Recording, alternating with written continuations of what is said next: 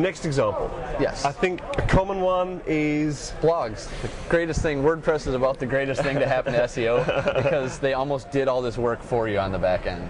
WordPress really gave us all these great tools in terms of mod rewrite and pretty URLs and all kinds of other stuff that are great for URLs. And the other thing they did really well was introduce categories. You had to use categories, otherwise you ended up all in the general category. And then you ended up with 50 posts in the general category versus building out a couple posts in each subcategory. Right. So a blog gives us a good example of categories and subcategories. So I was thinking a nationwide law firm that decides to go and blog for exposure, decides to talk about the industry news, decides to talk about different types of laws, and then subcategories of that, or maybe they have 5 or 6 writers on it. So they're doing a fair amount of content where they're going to build out, 100 pages a month or something like that. Okay. At that point, the information architecture becomes even increasingly more important because there's more content that's going to be on the site, more content battling for that link juice. To be the most important page on the site, to be at least seen at the higher level of the site. Right, okay. And I think also that this example site is sufficiently complex that that in the search engine results, although it is possible that somebody will come into the home page of the blog, it seems likely that they're going to come in on one of these other pages as well. It's very likely that they can come in on a subcategory. Yeah, whereas I think in the previous example that was a low probability. They probably would come in on the home page. Right. It's so simple. Based on the content and the inbound linking, the link equity of the site and the overall volume of content. That's what's really going to decide for that.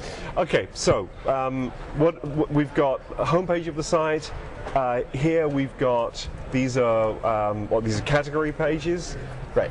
So these are going to be the category pages that link to each individual post, and then each individual post is in brown. Is that correct? Correct. Okay, yep. Cool. So how do we do it? What do we link? Okay, so we start up here with lawfirmbloggers.com or whatever we are. Right. We're law bloggers, so there's 10 law bloggers. They're blogging every day. Each one decides to write an article on whatever. We have a trademark attorney that decides I'm going to write about trademark. Okay. So we'll have the trademark category, and then we'll have the the criminal category. So then within the criminal category, that's still pretty broad if you're talking every day and there's one guy that's blogging 3 or 4 articles a week. There's criminal law as a whole entity upon itself. Right. So then we start building into this next level of criminal law. We have maybe theft, or we have DUI, or we have whatever different crimes, and it might be able to get broke down by crime or by crime type at that level. Okay. And there's a multitude of ways you can break down this structure, and ultimately what it is deciding ahead of time what your content is going to be about and being structured about your content creation. Okay, all right. So in this hierarchy, where do the individual posts of the blog sit? Sure. So we're going to have the categories. We can potentially have subcategories that are just kind of headers as well. Okay. And those are they're static pages, or they can be static pages that then, and another important note to make is on blogs, you really want to use just snippets, because otherwise the blog software creates multiple versions of the page and you have kind of keyword cannibalization, because you'll have a whole entire post at this level, and then actually at the post level as well. Right, okay. So that's what you really want to avoid. And another thing with blogs is the timely nature of them. When they're launched, they're going to rank higher because they're near the top of the information architecture, because it's date-based. Right. So it's time-based. As you post more stuff on top of it, it's pushing everything down. So a post from 2005 is never going to rank as well, because it's always going to be further down the site architecture based on the fact that they're organized by time. Got it. Okay. Okay. So an individual post in this example probably lives at this level or one level below? Yeah, it's actually going to be it will be at this level and below, and it'll be at this level and below. Got it. So it'll be linked from both of those.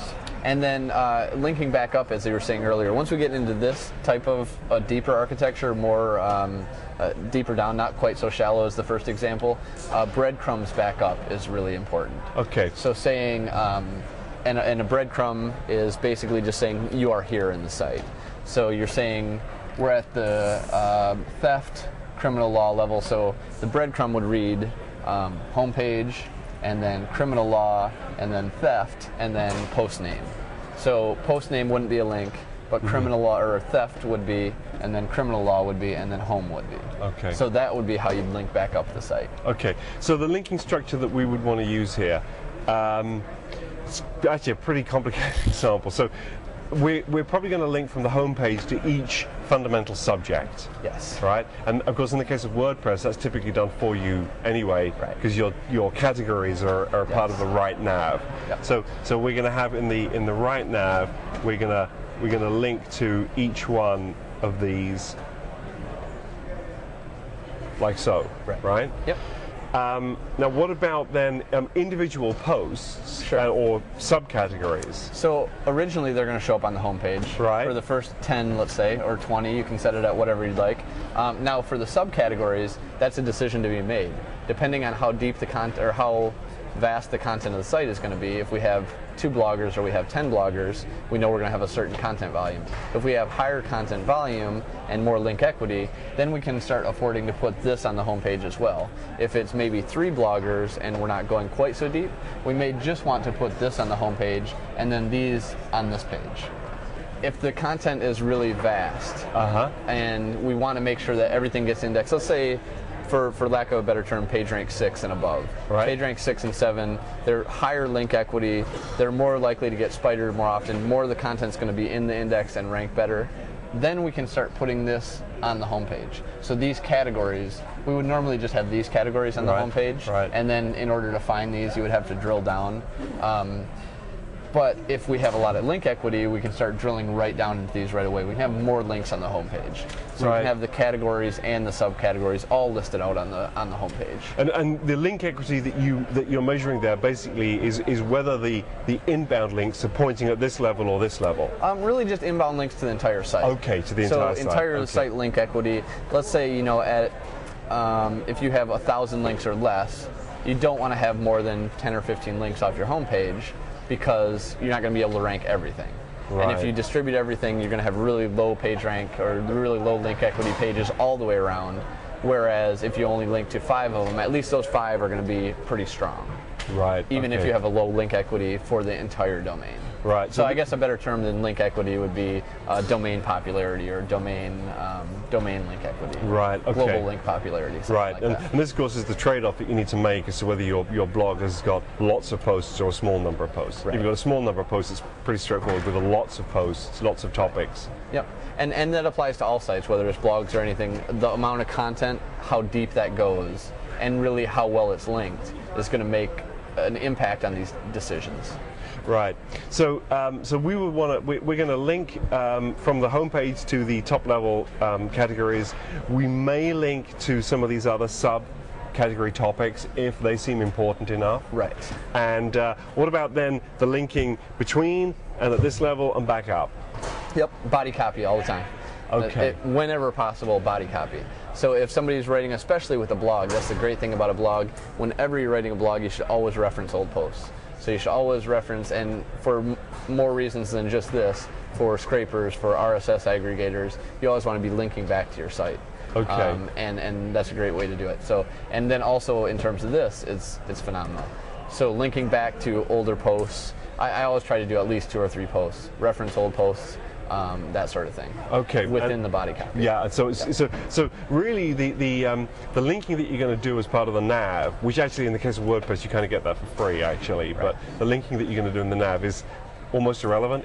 It only has value if it's in the body copy. And I think it'll still have value. It'll have more value in the body copy. With WordPress, the default is probably going to be that the subcategories are going to show up on every page. So, but if it's a shallow site, and there's not a lot of, there's only 100 posts there, but you do decide I need a couple subcategories, and I don't quite want to make them main categories. You may want to work with that a little bit and take the subcategories out and move that widget within WordPress around and make it so these only show up at the subject level. So that would be a little bit of customization on the WordPress side. Interesting.